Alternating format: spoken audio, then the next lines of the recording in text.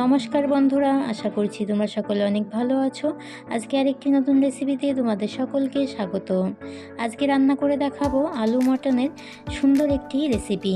এই রেসিপিটি বানানোর জন্য এখানে এই যে খাসির মাংসগুলোকে পরিষ্কার করে ধুয়ে নিয়েছি। এইদিকে মশলা নিয়েছি আদা, রসুন, পেঁয়াজ কুচি, টমেটো কুচি, কাঁচা লঙ্কা। এইদিকে 3টে আলু মাঝখান বরাবর কেটে নিয়েছি। চলে এসেছি ছাদে। ছাদ বাগানে খুব সুন্দর ধনেপাতা হয়েছে।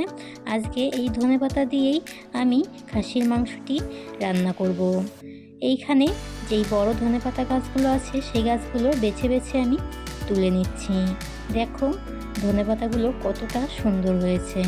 আমার ছাদে সুন্দর একটি ছাদ বাগান আছে, সেইটি তোমাদের সঙ্গে পরে শেয়ার করব। ধনেপাতাগুলো কেটে নিয়েছি। এবারে সব মশলাগুলো মিক্সিতে করে নেব। দিয়ে দিচ্ছি গোলমরিচ, জিরে আর বাকি মশলাগুলো যেইগুলো তোমাদেরকে দেখালাম। প্রথমেই বললাম খাসির মাংসটা আজকে আমি একটু অন্যরকমভাবেই রান্না করব।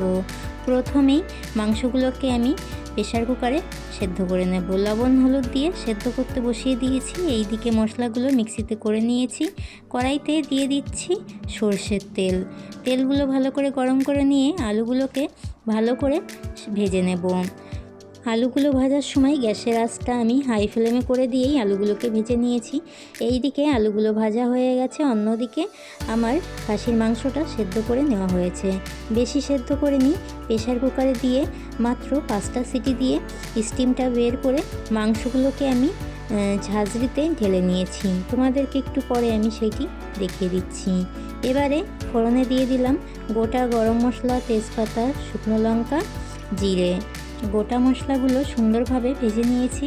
এবারে দিয়ে দিচ্ছি স্লাইস করে কেটে রাখা পেঁয়াজগুলো। পেঁয়াজের উপরেই দিয়ে দিলাম 1 চামচ মতো লবণ, যাতে পেঁয়াজটা তাড়াতাড়ি ভাজা হয় এবং সেদ্ধ হয়ে যায়। পেঁয়াজগুলো এদিকে ভাজা হতে থাক, আমি অন্যদিকে তোমাদেরকে দেখিয়ে দিই। মটনটা আমি এই দেখো ঝাঁঝরিতে ঢেলে নিয়েছি। আর মটনের যেই জলটা, সেই জলটা কিন্তু আমি এখানে এইভাবে রেখেই দেব। এই জলটাই আমি তরকারিতে ব্যবহার করব। পেঁয়াজটা এইদিকে একটু লাল লাল করে ভেজে নিয়েছি। এবারে দিয়ে দিচ্ছি আগে থেকে পেস্ট করে রাখা মশলাগুলো।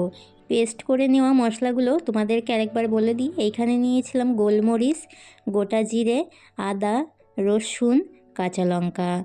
এবারে দিয়ে দিচ্ছি সামান্য একটু লবণ, দিয়ে দিচ্ছি পরিমাণ মতো হলুদ, দিয়ে দিলাম মটন মশলা, দিয়ে দিচ্ছি কাশ্মীরি রেড চিলি পাউডার, দিয়ে দিলাম ধনে গুঁড়ো। এবারে দিয়ে দেব যেই টমেটোটা আমি কেটে রেখেছিলাম, টমেটোটা মিক্সিতে পেস্ট করে নিয়েছি, সেই পেস্ট করা টমেটোটা দিয়ে দিলাম সামান্য জল। সব কিছু দিয়ে মশলাটাকে সুন্দরভাবে কষিয়ে নেব। যখন মশলাগুলো থেকে তেলটা ছেড়ে যাবে তখনই বুঝতে হবে মশলাটা খুব ভালোভাবে কষিয়ে নেওয়া হয়েছে। এইখানে আমি আরেকটু জল দিয়ে মশলাটাকে খুব ভালোভাবে কষিয়ে নেব। মটনের মশলাটাই মেন।